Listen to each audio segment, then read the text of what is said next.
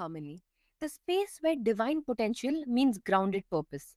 I'm your host, Anya, and today's guest is someone who has been at the forefront of your spiritual awakening and energy healing for decades, Phillip Mountrose, co founder of Awakening Institute and author of Awakening to Your Magnificence. Philip helps people access the field of pure potential, not just to dream big, but to live fully. If you have ever wondered how to truly align with your soul's plan, this episode is your portal. So, Philip, your new book is titled Awakening to Your Magnificence. What was the deeper calling or moment that inspired this work? Well, yes, thank you, Anya, for having me on the Sacred Harmony show. I love the theme of connecting with your divine potential and grounding it, and that's really our theme. My wife and me at Awakenings Institute here. Our mission is to bring heaven down to earth and to honor everyone's gifts, including nature's. Uh, and this new book, we've written many books, my wife and partner Jane Mountrose and I, Awakening to Your Magnificent, Your Journey into the Next New Frontier for Humanity. It really came out actually of an experience my wife had. She had an angelic Reiki session, and at the end of it, she connected with the Archangel Metatron, sometimes called the Celestial Scribe, the Heavenly Scribe, also is there in the Akashic Records. And she later followed up and visited Metatron, and the message he sent to her was, you need to connect with your full range of resources.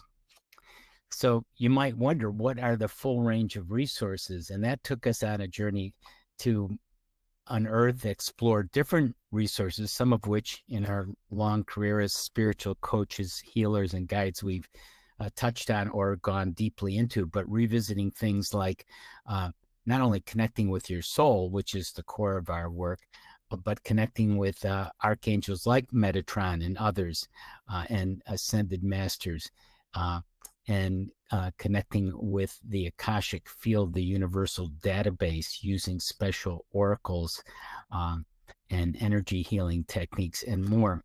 So it took us on a exploration, a deep exploration, which we covered in the new book, The Awakening to Your Magnificence, so people can access these resources.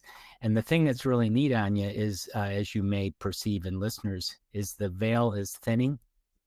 Interesting enough, as the world becomes kind of more polarized and more black and white, oppositional things going on and different crises, it's an opportunity for us to look to the higher dimensions from which we came.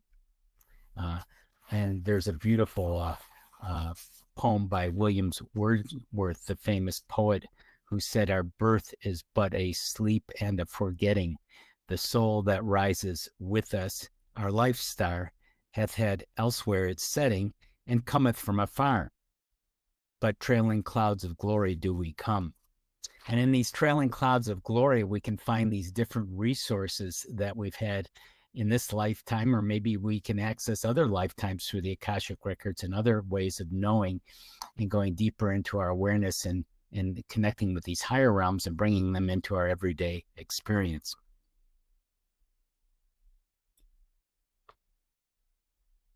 That's absolutely amazing.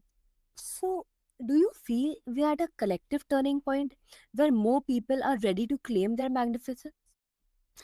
It does feel like this tipping point is coming, this turning point, because as the veil thins, you're able to tap into what we call the field of pure potential.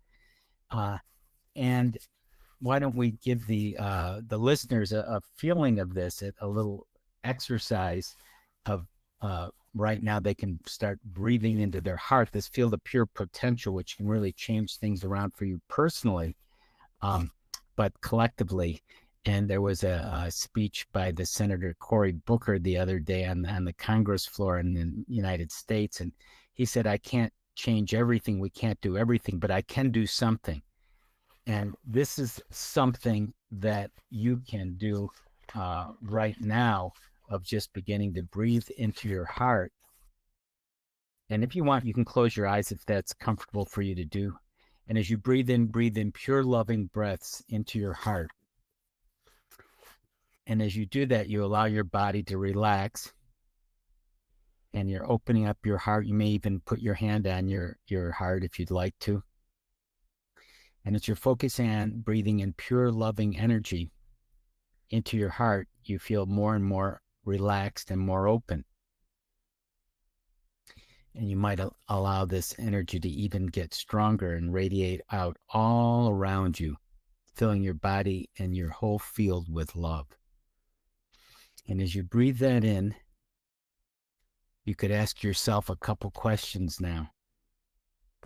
What does your heart have to say about opening to it as a source of truth? What if you could get the truth from your heart? Get a sense of that, a deeper sense of that. You may put your hand on your heart if you haven't already. Breathing in that. And what does your heart feel about your true identity as a master in the making?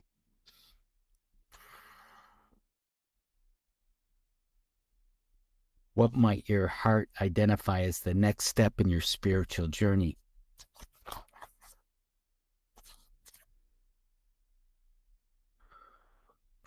And you can open your eyes, come back in the room, feel grounded, feet on the floor, back knowing that, yes, this is what we need, this kind of energy to have that tipping point for us all into a better, more loving world. Yeah, that sense of awakening feels timely. It's almost like the soul is knocking louder for everyone right now. Yes, the soul, what was the soul is doing what? The soul is knocking louder for everyone right now. Yes. Live out loud, there's a phrase.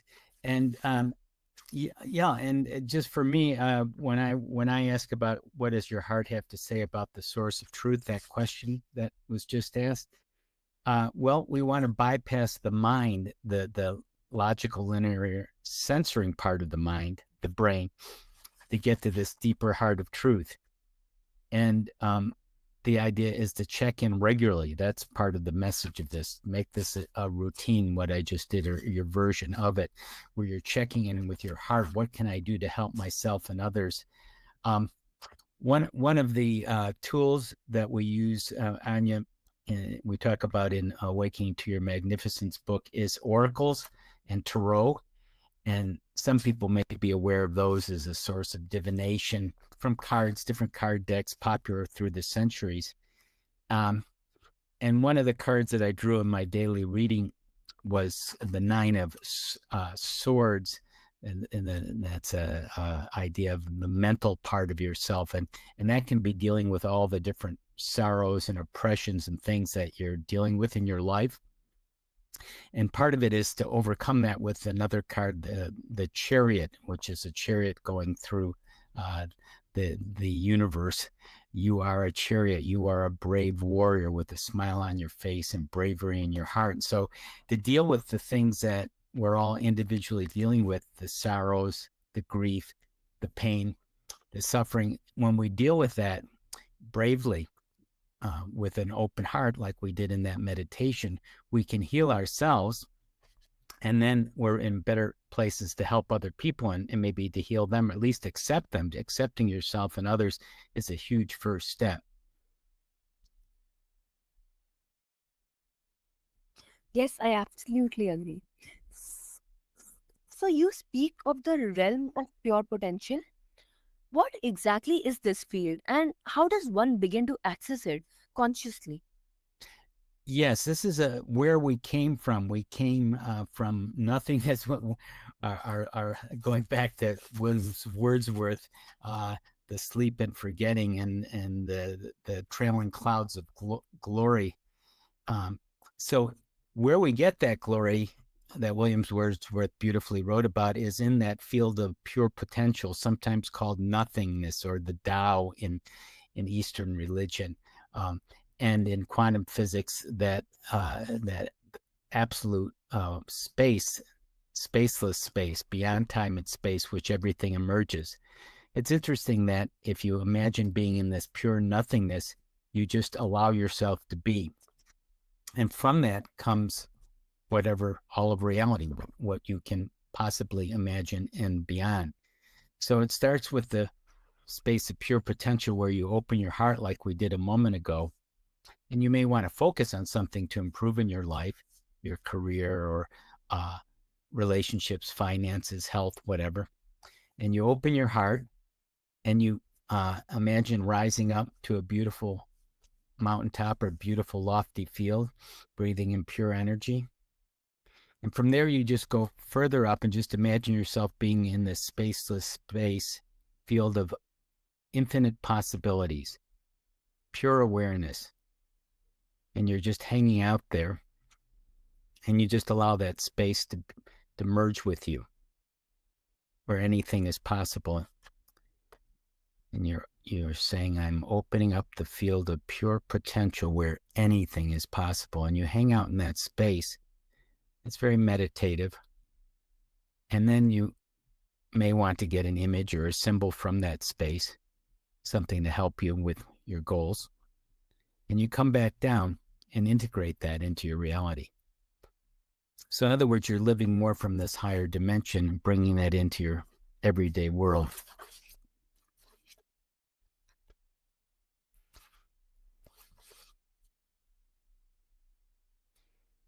Anya, have you come back from the field of pure potential? Yes, I have. That was Yeah, you amazing. get a little bit out there when we do those, and you do want to ground yourself too. Yes. So, can you share a real story or example of someone who tapped into this field and transformed their life? Yes, let's that's a good way to do it. Uh, we have trainings in how to become a spiritual guide and connect with the Akashic records, uh, and use oracles in these profound transformational ways. And one of our students, we help them go into this higher realm, and we sometimes use oracles. As I said, you don't have to, but it's a neat tool. And the card, because there's a picture and an image and energy on the card. Uh, um, well, first of all, what she wanted to do was improve her intuition and connect more with her guides. That was her goal, because you start with a focus. And so she drew a card called Healing the Earth. It was a picture of healing the earth and calling her to service. And a second card called the Liminal Dance. The liminal is in between plane. And there were some sacred stones in that card. And she started feeling things about forgotten powers and places. Have you ever had that experience where something comes up and you go, I don't know what that is, but it's something, it's very personal. It's just coming out of the fog, but it's very meaningful.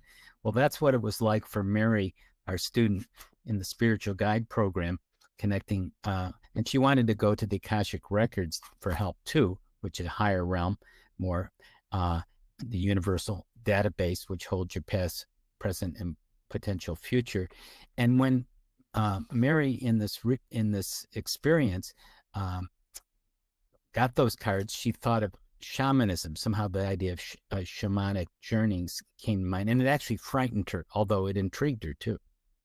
So when she went on the journey to the Akashic Records, the universal database, we have just different ways to do that. We help people do that individually, and we help people do it for themselves, although we go there with them and offer guidance and support. We don't try to read their records to deprive them of the experience themselves. That would be external, like me telling you what your records are. You want to know what your records are for yourself, right? So Mary found out what this experience of boosting her intuition with something maybe shamanistic. In the records, Anya, she met a shaman who handed her a rattle and a book with the nature pictures like herbs and animals on it. And the experience, though, evoked kind of a fear. Somehow this was suddenly strange to her. And she was then in a dark cave, because these, like a dream, you're in different places rather rapidly. It shifts. She's in this cave, and it was very cold and foreboding. And she realized at that point something. What she realized was that she was an apprentice to a shaman in this other period, this other place and time. And she failed the practice. She actually didn't work out for her. And even though she failed, she came out of this experience feeling better. Sometimes just realizing or seeing something that's deeply buried, suppressed, is liberating. So she understood the experience, the desires, the shaman without resisting at this time. So she was accepting and open and understanding. And she walked out of that cave and she felt more connected and more supported by nature. So she came back down into the earthly reality. So Mary came back down and it really changed her, this experience, um, because she wanted to incorporate nature into her everyday experience. And she knew that would boost her intuition more. So she started a regular routine of going into her backyard and communing with nature. She felt one with nature, one with everything and everyone, very connected. And she wasn't afraid of the power of shamanism. She didn't resist it. She could be kind of her own shaman in this world today. And she would walk barefoot in her backyard, feeling very grounded to the earth. She could speak with her favorite pine tree back there and felt much stronger, calmer, and happier. So that's a lot of pure potential being liberated there. Yeah, that really shows how the intangible becomes tangible once we are aligned. Yes, I like that. That's a very good way of saying it. Mhm. So, one of the big questions people struggle with is, what's my soul's plan? How do you guide someone to uncover it? Right. We all have a soul's plan, which we more or less realize. What we encourage people to do when we write about specific ways in the Awakening to Your Magnificence book is to connect with your soul. And sometimes it's called a life plan, what the blueprint was that your guides and your soul designed before you came into this life. So a lot of things that happen to us are greatly influenced by these invisible forces. And as they become more visible, as we are awakened and more conscious, and we take these journeys into fields of pure potential. So in your life plan, your soul plan is why you wanted to experience this life. Why are you here? Think about it. Why am I even born? What am I doing here? That's part of your life. Hey, I'm here for a reason. And you brought skills and talents, right? You wanted to bring with you because this will help you with your soul's plan to help yourself and other people. I'm good at coaching and healing and creating videos and communicating. And that's just something that I have my inborn talents and the listener has theirs. And those are sometimes they're called gifts, right? Like a gift from God. They're gifts to be used to be given away to others. And you may have a sense of the opportunities and challenges you plan to encounter. Maybe you wanted to have a challenge with a person or a health situation or another situation. Maybe these are things that are tests for you. And that's why things that seemingly we don't want are occurring to us.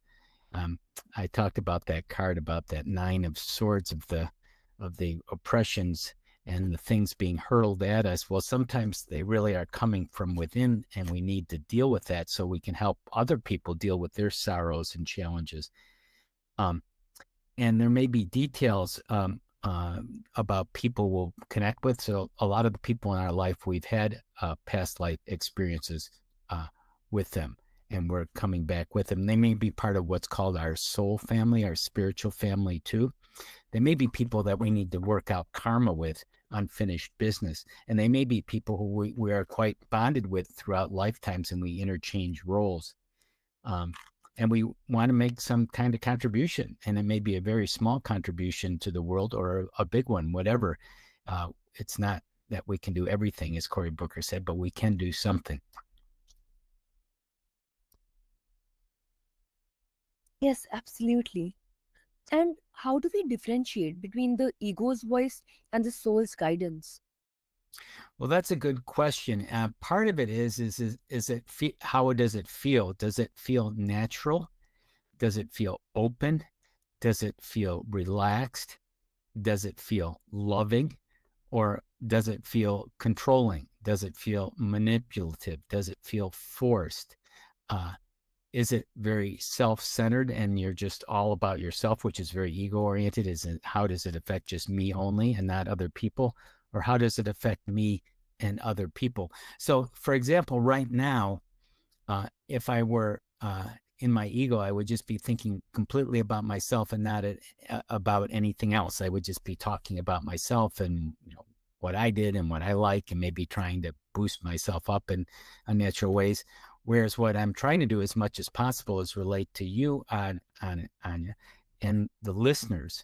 So what I say is framed with how would this be best communicated to the people listening? How could it help people the most by what I've experienced, what I've discovered? So it's more of a sharing, interactive, because we're all one. If we realize we're in this experience together, the heart and soul will connect, and we'll connect with other people as well.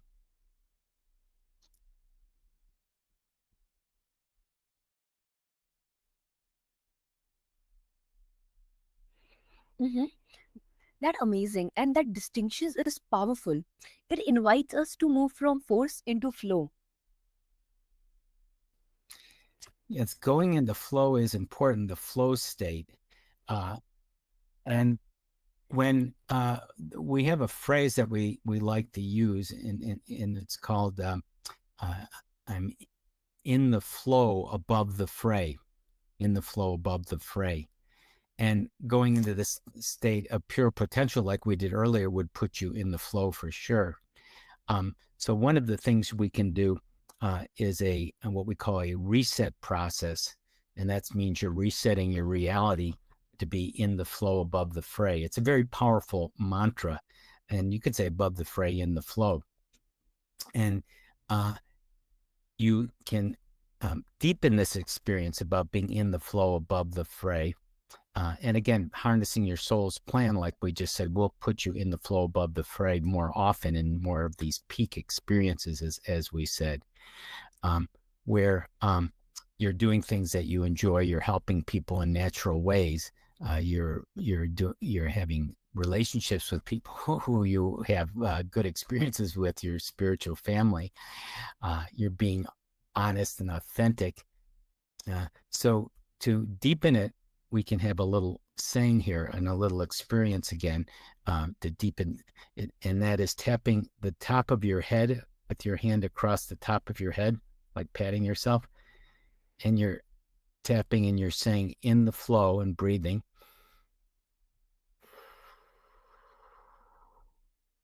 And then tapping your heart and saying above the fray. You can also switch that and tap the top of your head. You can say above the fray. And that's integrating your left and right brain, your different hemispheres, breathing and tapping your heart, connecting your heart with the experience in the flow. So if you're having a challenging experience, someone says something you don't like, you turn on the news, that can be a challenging experience. You have an unexpected bill, something happens. Instead of reacting, instead of going into the sympathetic nervous where your body's in this crisis mode, you can start to breathe and tap across the top of your head and say above the fray, tapping. And it's good to say it aloud. And then tapping the heart in the flow. And that slows down your breathing and engages more your parasympathetic system, your more relaxing system.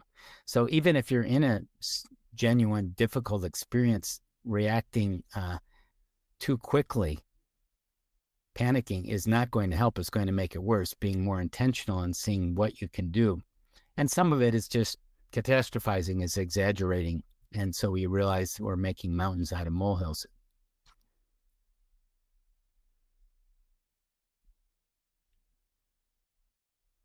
Mm-hmm. That's amazing. So you talk about set points and how they limit us. What are these points and how can we begin to shift from them? So in our book, Awakening to Your Magnificence, it's about raising your set point, in effect, where you hang out emotionally, how you view the world, your perspective, raising that to a higher level. Because we fluctuate, of course, going up and down. And as we use the tools, that we describe, the tools of connecting with your heart and soul, connecting with oracles, angels, spiritual healing, pure potential, the Akashic field, your your spiritual family, all the things we've discussed and we write about in detail. Um, as you connect with that, it's going to raise your set point where you hang out emotionally, because it's been shown by science that people tend to have a range of emotions or how, their patterns.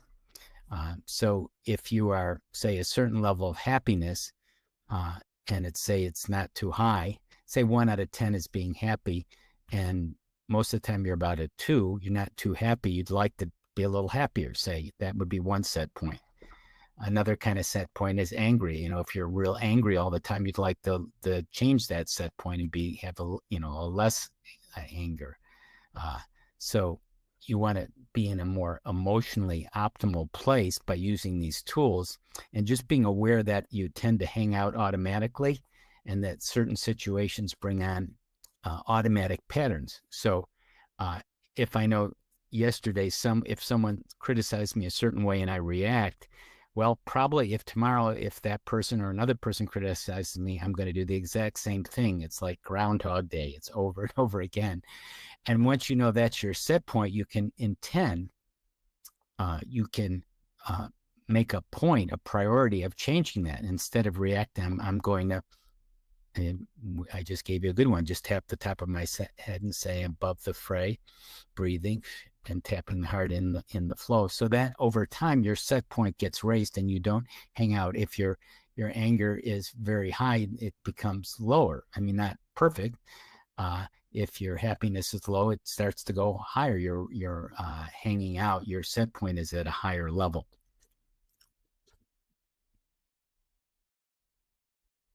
I love that. How it puts healing back into our own hands, like quite literally.